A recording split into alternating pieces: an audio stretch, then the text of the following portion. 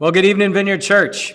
Welcome to our midweek gathering. My name is John Cabero. I'm one of the pastors here at the Vineyard. And if you are new to the Vineyard, let me turn this down real quick. Sorry about that. If you are new to the Vineyard, please like this video and like our Facebook page. If you're on YouTube, be sure to subscribe to our YouTube channel.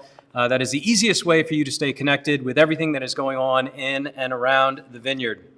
Well, you know, outbreaks can be stressful. Our current situation is stressful for most folks. I know it has been for me over the last several weeks. Fear and anxiety about a disease or the unknown, and the economic impact that it's had on us. It can be overwhelming and can cause strong emotions in everyone, adults and children.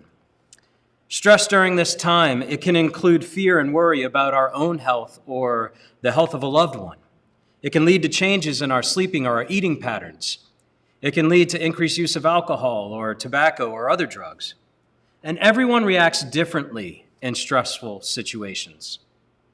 How you respond to the outbreak can depend on your background, the things that make you different from other people, and the community in which you live. Older folks or people with compromised immune systems, children and teens, folks that have lost their jobs, folks that are overworked, like those responding to COVID-19, our healthcare workers, doctors, and nurses. We all react to stress differently. And then we read things like this. In 2 Timothy, it says, "For God has not given us a spirit of fear and timidity, but of power, love, and self-discipline." In John 14, we read, "I'm leaving you with a gift, this gift, peace of mind and heart. And the peace I give is a gift the world cannot give. So don't be troubled or afraid." Or we may read in 1 Peter, "Give all your worries and cares to God, for he cares about you." Or we read in Philippians 4, "Don't worry about anything. Instead, pray about everything. Tell God what you need and thank him for all he has done. Then you will experience God's peace, which exceeds anything we can understand. His peace will guard your hearts and minds as we live in Christ Jesus." But then, sometimes these scriptures seem like easy, pat answers to something much bigger, something much more difficult that we're struggling with. Sometimes we need help. So tonight, I am excited to have with us Mike Stencil. Mike is a licensed counselor. He's a member of our Vineyard family. Mike, why don't you introduce yourself? Tell us a little bit about you, how you came to the Vineyard, and maybe a little bit about your professional background. Hey, thanks, John. Great to be here tonight. My name is Mike Stencil. I'm a provisionally licensed professional counselor in the state of Louisiana. Provisionally licensed means that I am working towards full licensure under the direction of a supervisor. I currently work at Imagine Recovery IOP in Uptown, and also at Dr. Matt Morrison Associates in Old Metairie. So I have experience with addictions, and I work with couples and individuals in the private practice. Married for, what year is it? 2020, 14 years almost. We have 3 great kids. We moved to the New Orleans area in the fall of 2018. And one of the first things we did was look for a church. And I think Vineyard was one of the ones, I can't remember how we got the name, but we went to it one time and we knew it was a home for us. We got connected really quickly with the small groups. I don't know if Wendy and Danny are out there. Hey, guys. We definitely, the connection we felt at this church was one that we needed and one that we continue to feel even now. So it's been a great experience for us being at the Vineyard. Well, great. Thanks for joining us, Mike. So we'll have several questions for you tonight. And if we have some time at the end of the evening, we will open it up to all you guys out there on Facebook and YouTube if you have some of your own questions for Mike at the end of the interview. So the first question, Mike, that we have for you, what issues do you see arising in relationships during our current situation? Yeah, so, one of the things is that we're spending a lot more time together than we're used to. I think that on average, couples and families spend maybe 100 to 150 minutes per day together. And that, of course, has skyrocketed, for most of us that are, fortunate enough to still be working from home. For other folks, being around more, obviously the schools have been closed. So being around each other a lot more has led to a lot more opportunities to, run into those conflicts that typically we would have time to either, kind of decompress on our own or in some cases, unhealthy ways of maybe avoiding them. It's a lot harder to avoid those things now that we're around each other more. So we might see increased conflict. We might see things that maybe we would have let go. Maybe we're not letting those things go anymore because they're in our face more than they used to be. So spending less time away from home. I was actually listening to a podcast this morning where a guy was a relationship expert was talking about the importance of having time to yourself, and how important that can be in a relationship. We sort of have this idea that it's better to have all this time spent together, but the truth is that it's really good to have time to yourself, time to have for your own friends, to be away from each other is a really healthy part of relationships. We don't see friends as much. We don't have those outlets as much anymore.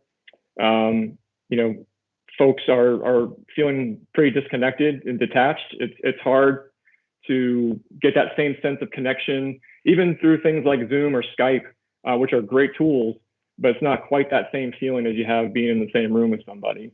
There are reports that, that, like you mentioned earlier, alcohol consumption is up, drug consumption could increase.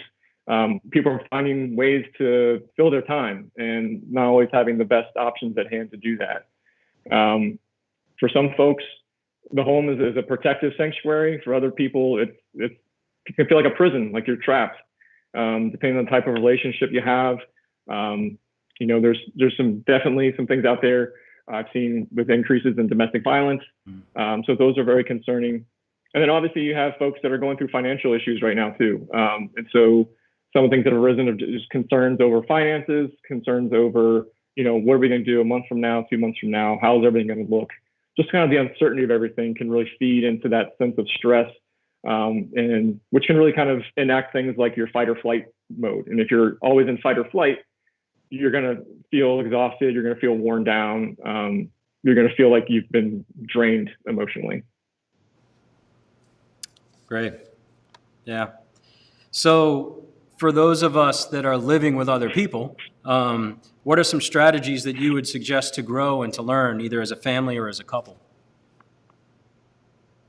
Yeah, so I think that, for couples, being really intentional about caring for the relationship, to really make that a priority for yourself.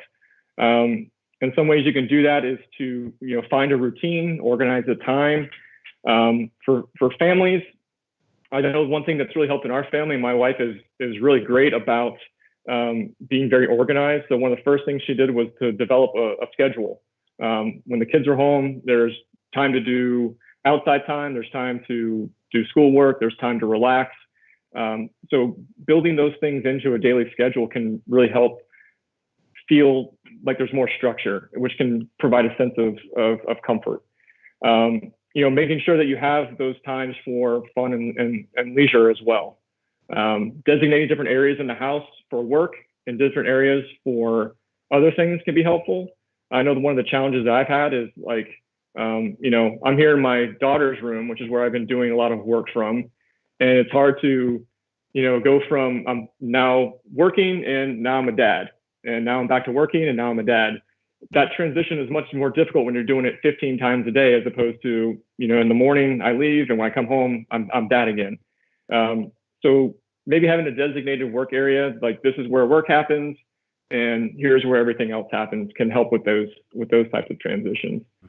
I think it's really important for couples especially, but for any relationships, to talk sooner about any frustrations that come up. Having an open line of communication is really important, especially since we're not able to avoid those things anymore, and avoiding is unhealthy in itself.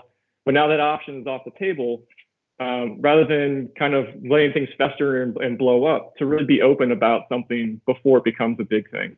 And that takes some courage to kind of be willing to have those conversations. Let's see, find ways to date. So I think some of the restaurants are starting to open up a little bit around here, which might make that a little bit easier. But, being as creative as you can be, trying to find time one-on-one with your spouse, trying to find time for the family to do things together. That doesn't feel like we're stuck in here in this place all the time. A couple weeks ago, we took a drive up to Fontainebleau State Park and did some of the trails there, which was a nice, we got in the car, we had a nice little trip over the bridge, had a nice little walk, and it was a really great afternoon for the family to do something like that. Move a lot, play an active game, go for walks together, bike rides. Another thing we were thinking about doing is checking out the local blueberry, strawberry farms, really kind of exploring those things to do as a family, as a family activity. Get the kids more involved with the daily functioning of the home. If that's your situation, kind of promoting a sense of we're all in this together. If you don't have family meetings, maybe schedule a family meeting. Let's plan. What are we going to do? What's important for you guys? Trying to get input from everyone in the home with those things. If you have people in your family that are isolated, that you're maybe not in the house with, but are in town, call in, check on those folks. Make sure you are maintaining those connections as best as you can. One thing that my wife and I talked about last night was, this is sort of something that you hear a lot of is try to have a family meal together. In this sort of a more structured way of we're all sitting down, we're together, we're putting away all electronics, all distractions, and really focusing on us. A game that my kids love to play, my son, is called Questions, and it's just Leah and I, my wife and I, asking kids questions they don't have any answer to. It's about what was my favorite band in college, and it's just a way for them to learn about us. Right. And it can be a fun way of connecting and also kind of teaching your kids about their family. I'll ask questions like what are my uncle's names, stuff like that to kind of get them kind of interested and connected and learn about family. So that's what I have for that question. Cool. Yeah. So then for us parents, like I said in my introduction, even kids deal with stress, during this time. How do we as parents, how do we help our kids process what they're feeling? Yeah. It is really tough, and for families with kids, regularly check in with them each day. Maybe even have a daily check-in time with them. For this question, I went to a colleague of mine. I don't work with kids that much. I love my own kids. I love them to death, but I'm not really a kid guy. So this is really good information.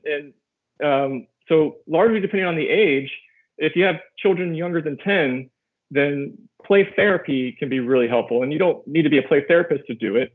As a parent, you can just observe your child play. A lot of times children process their feelings through imaginary scenarios. So as they're playing, you might say something like, you help the child label the feelings. You might say something like, you're feeling angry, or your dinosaur's feeling sad. So most kids will naturally play out their feelings. And so as long as the parent is there paying attention and just kind of making those little comments of observation comments, that can really help, children of that age process. Another one is modeling. And this looks like, giving kids language to talk about their feelings and showing that it's acceptable to do so and really encouraging them to do so. And so that might be the parents, or if it's another caregiver, having conversations about their feelings with their children, or with other adults while the children are around. It could be like, I felt sad yesterday because I wanted to see my friends and I couldn't see them.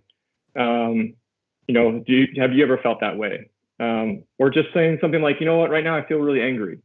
So just provide that model of how they can express themselves and showing them that that's okay to do so. And another way is through reflecting. Reflecting is sort of like this idea of if you can name it, you can tame it. If you can label an emotion, then it's a lot easier to deal with. So if the child is acting a different way, and you can kind of pinpoint what they're doing, you might say something like, "You feel angry," or "You're tired and you're sad." So even kids as old as 12 and 13 often don't have emotional awareness or access to emotional language as they're experiencing the emotion. So reflecting that emotion to them helps them learn how to describe what they're feeling, and it shows them that it's okay to have that feeling and that you as the parent can handle it. A lot of times kids, act out certain ways, but maybe they don't feel like it's okay to be angry. It's okay to be angry. Everyone gets angry. Everyone has emotions. They express them different times. So being able to reflect that shows that, one, I can identify, I can see what you're going through, and I'm also showing you that it's okay that you're experiencing that. Let's see. The last thing, I know there's like some books out there. I kind of just did a quick Google search last night. Didn't really go too deep into it, but there's books out there that can help explain what's going on with COVID specifically, things that are meant for kids, just as a way to help them, again, help process emotions. Cool. Well, thank you for that. So what would you say are some signs of either some positive emotional well-being or maybe some signs of emotional struggle? That's a great question. I think that, when I look for signs of struggle, it's obviously a lot easier to make those sorts of determinations when it's people that you know. If you know someone has a certain default setting or baseline setting, when they're veering away from that, it's easier to tell if that person's struggling. So if someone's generally really talkative, really upbeat, and they're really withdrawn and silent, that might be an indication that they're going through something and they're not wanting to talk about it. So that might be a case where you would approach and ask about it. I would say any sort of behavior that deviates from what their normal behavior is. If someone is generally really quiet and all of a sudden they're really talkative, they're really expressing a lot, maybe they're anxious about something, maybe they have a lot on their mind, and they don't know any other way to express it, so they're just going kind of running on and on. So I think the easiest way to answer that question is look for the things that are outside of their normal behavior. As far as how people are doing well, ask them. People will tell you. Always checking in with folks and just kind of seeing where they're at. Sometimes we hide those things. Sometimes we're not always honest when things are going bad because we don't want to put any burden on someone else. But you never know unless you ask.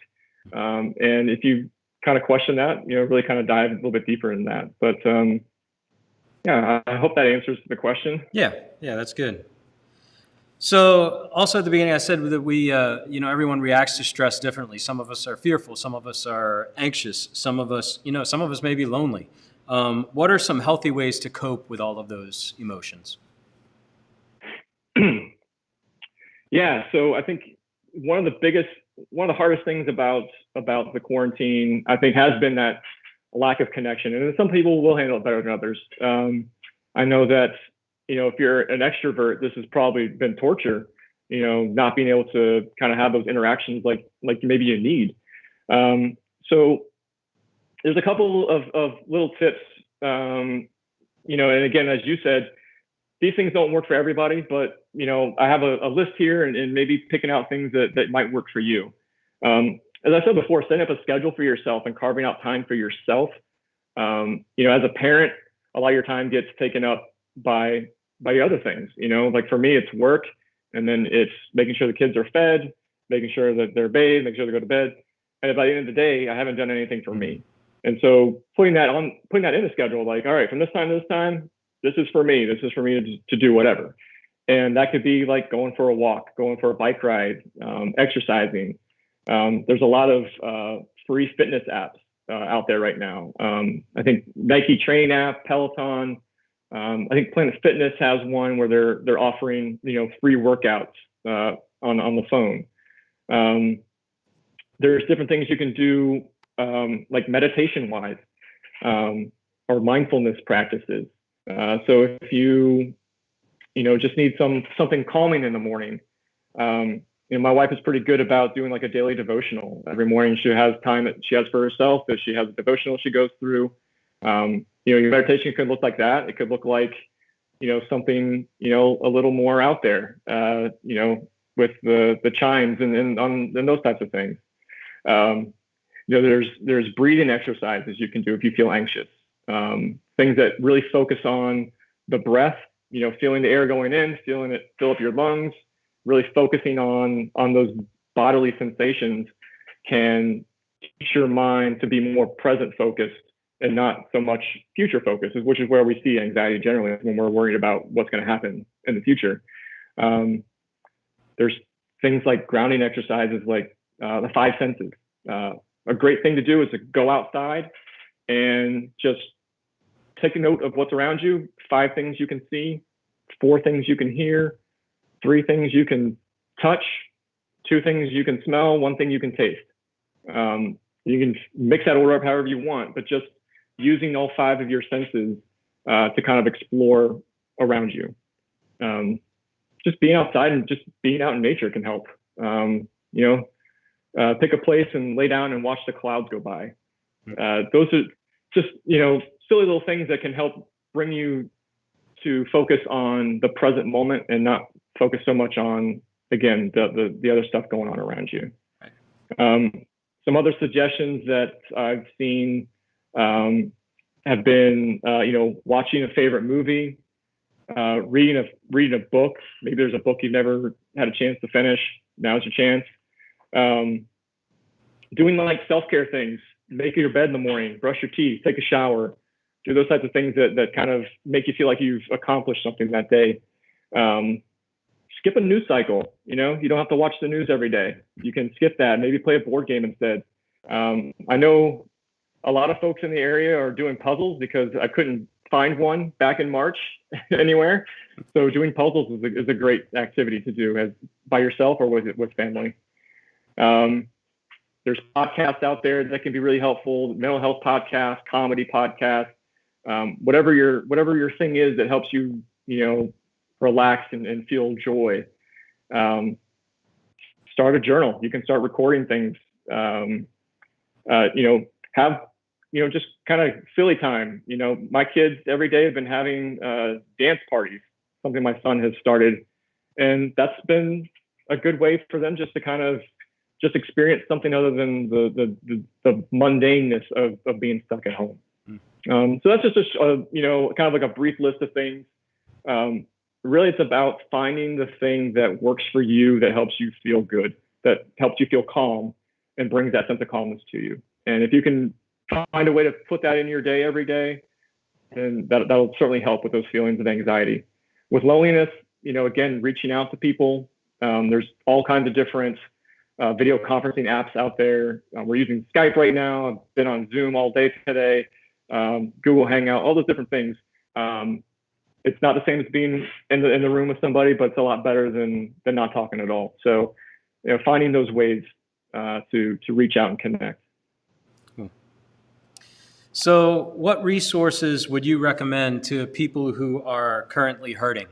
And you and I, we had this conversation yesterday, if like you wanted to go on a diet, you could just throw it out there and you'd have, 15 recommendations from everybody. Or if you needed, a trainer or a health coach, or if you needed to find a doctor, it's real easy to get a recommendation for that. But nobody wants to ask, hey, I need to go talk to someone about my mental health or emotional health, So what resources would you recommend to folks? And specifically, how do you even find a counselor?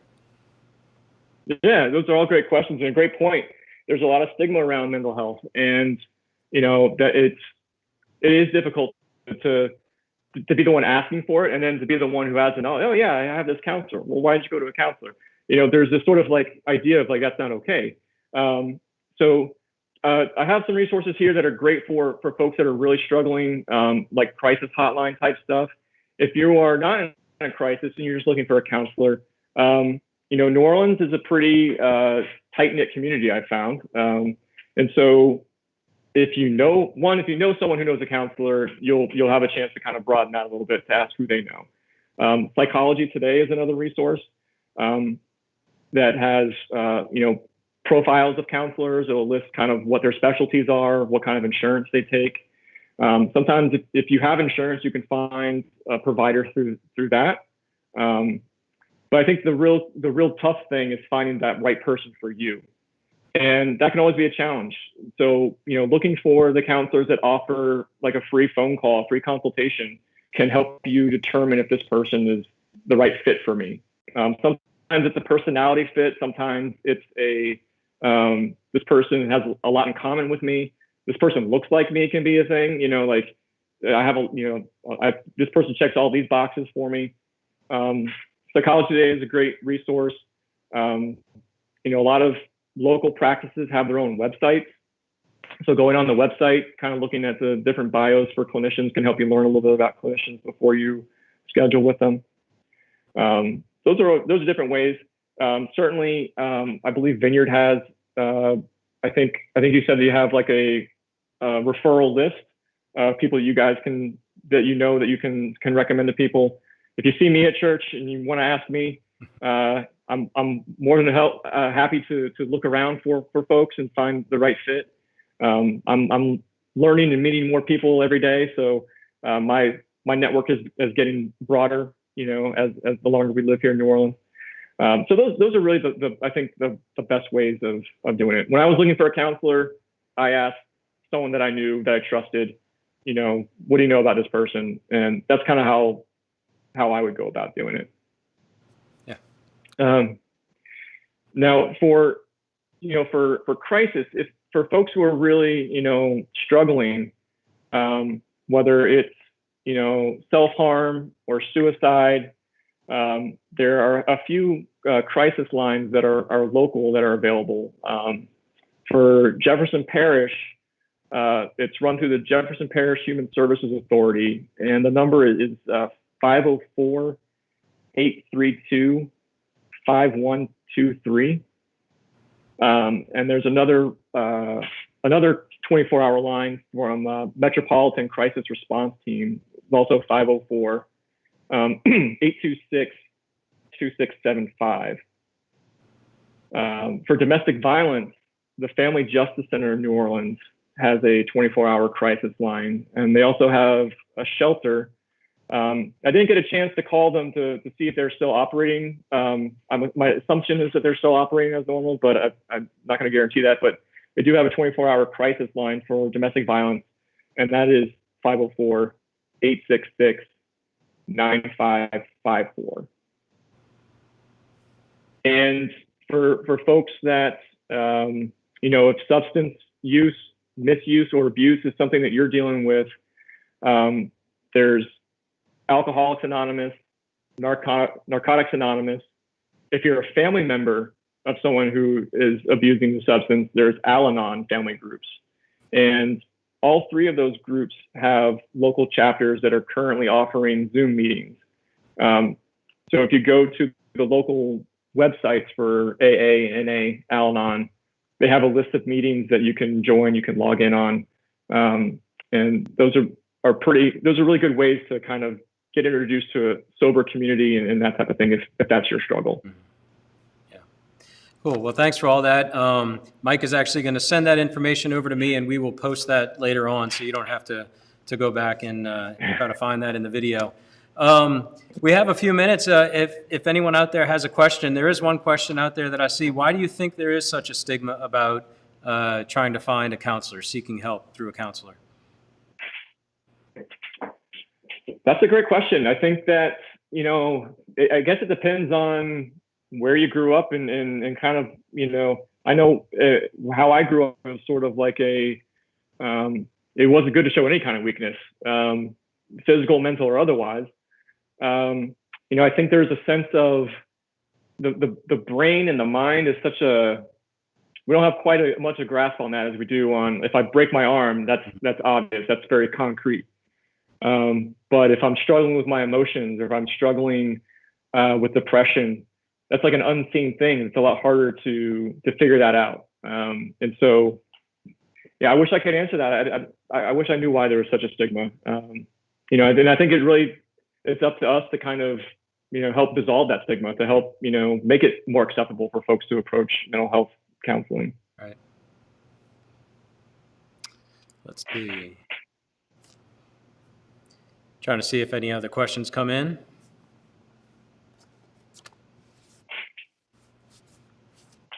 I don't think we have any.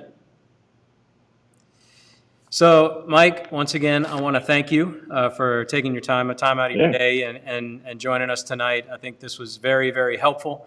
I think you got a lot of information out to us, and I know that I have some ideas to go back home with me, my wife, and my family to start practicing. So really, really thanks so much for that. And we'll see you soon. Thanks for having me, John. Appreciate it. So once again, thank you, Mike, for joining us tonight. If you are out there and you would like to speak with a Vineyard pastor, maybe you would like to talk to someone or have someone pray with you, you can give us a call at 504-872-3816. One of our pastors would love to reach out to you and pray with you. You can also fill out a short form at vcno.org/request. So this evening, I would like to close this out in prayer. So let's pray.